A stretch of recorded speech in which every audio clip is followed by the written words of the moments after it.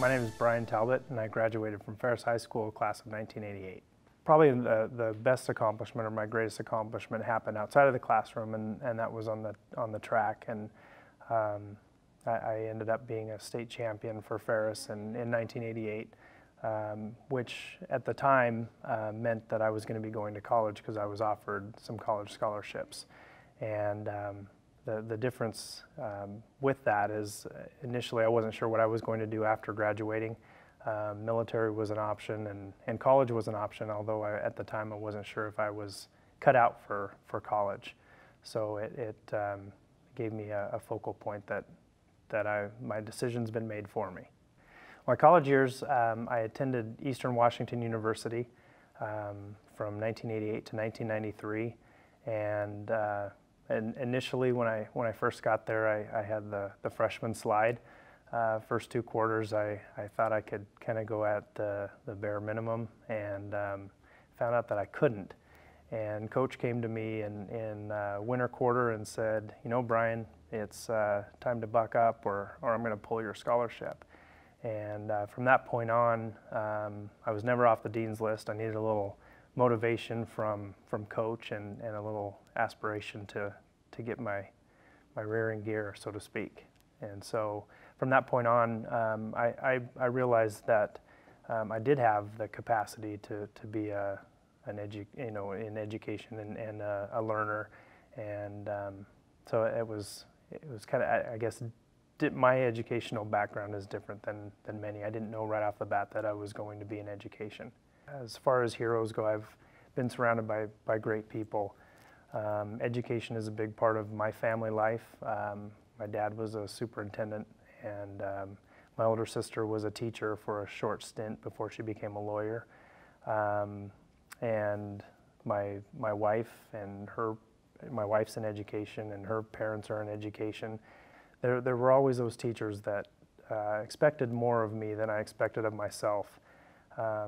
I think back to my freshman year at Ferris High School, and Mrs. Nina Copay was my English teacher, and she never settled for my mediocrity. I lived in small towns prior to coming to Spokane.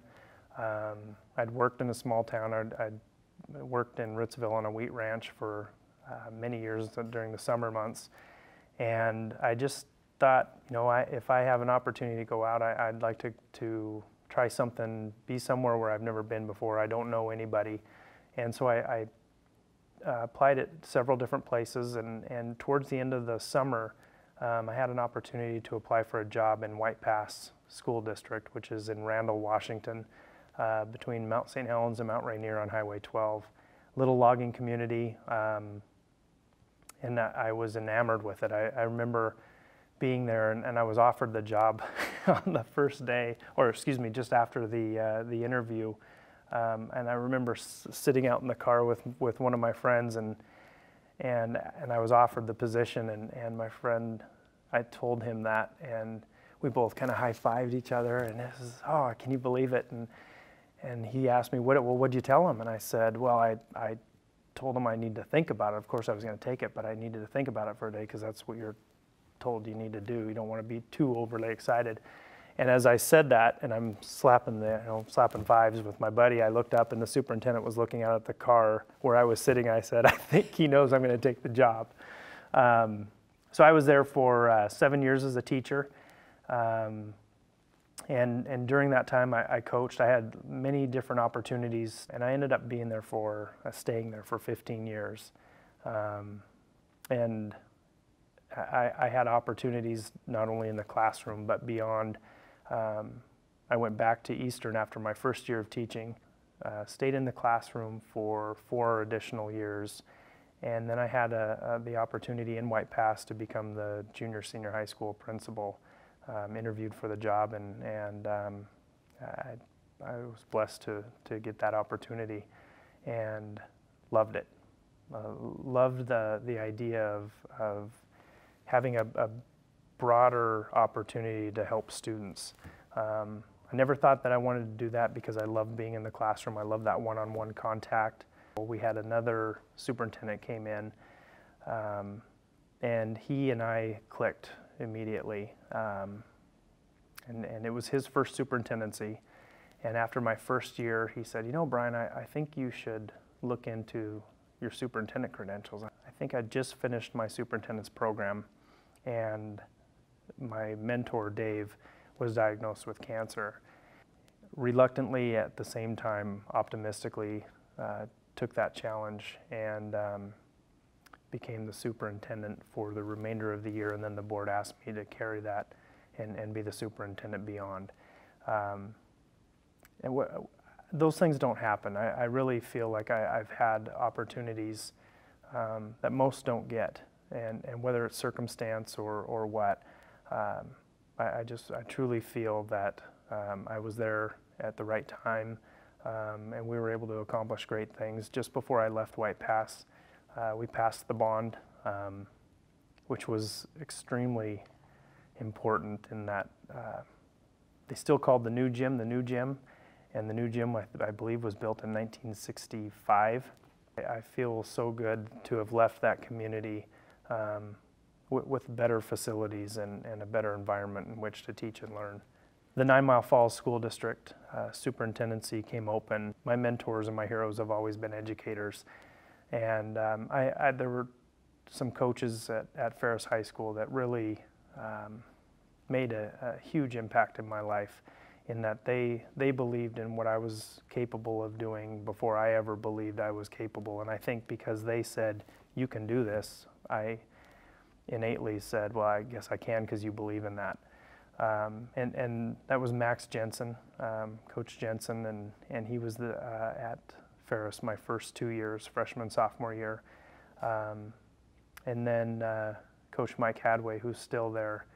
And gosh, I can't say enough about Coach Hadway. He inspired, brought something out in me that I didn't even know I had. It's what came with that. It's the belief in self and the passion that he had for raising kids up to a level. And I wanted to be Coach Hadway. I wanted to be able to bring that out because I recognized what he did for me.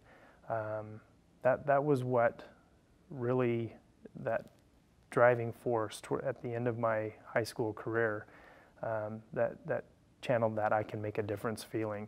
We're at a difficult time in public education in that both on the federal level and the state level and the local level, public education is virtually on trial. And I feel compelled to say and share that I believe that education is that one opportunity that we all have, that we're all God-given that opportunity to attend. And while we don't always take advantage of it while we're there, I think back to the minimal effort or the little effort that I put into it and the foundation that I didn't know I was gaining, but I was able to draw upon the experiences that I was, and the education and the teaching that was provided to me. And I think back to, wow, what could I have done if I'd really applied myself during those years.